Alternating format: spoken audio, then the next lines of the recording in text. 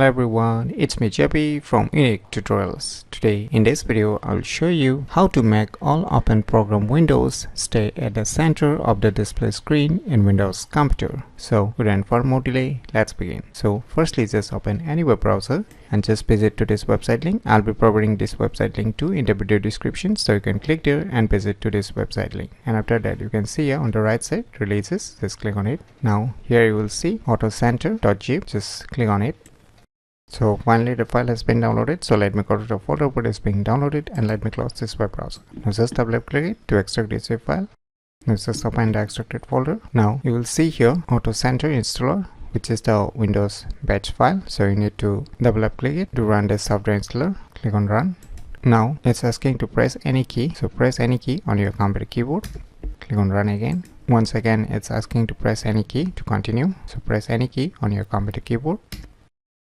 So finally the application has installed successfully. Now you can see the application has automatically get started. Now on the left panel you can see here the home. So under the home you will see the various options. The next option is the general. So under the general you can see the various options. Next option is the placement. So you can select the sizing depending upon your needs. So here I'm gonna select the preserve the current size. You can select the default size also. So there are various options which you can select by yourself, and below there are alignment where you want to align. At the center, at the left, bottom, wherever you want. So I want it in the center, so I'm selecting the center. And next option is the displays, under which monitor you want this feature. So if you have multiple monitor, you can select it. And next option is a hotkey. So you can see by default the hotkey is the shift. So you can see here, so you can change it to control alt also depending upon your needs and how many times you need to press, and the timeout. So you can see the time, you can customize it too. Below there are more options, and the last one is the advanced. Under the advanced you can see here tons of options, and below you can select the timing. So you can change the timing also by increasing or decreasing it. So let me try to change it. So I will change it to 75 to 10. So let me open a multiple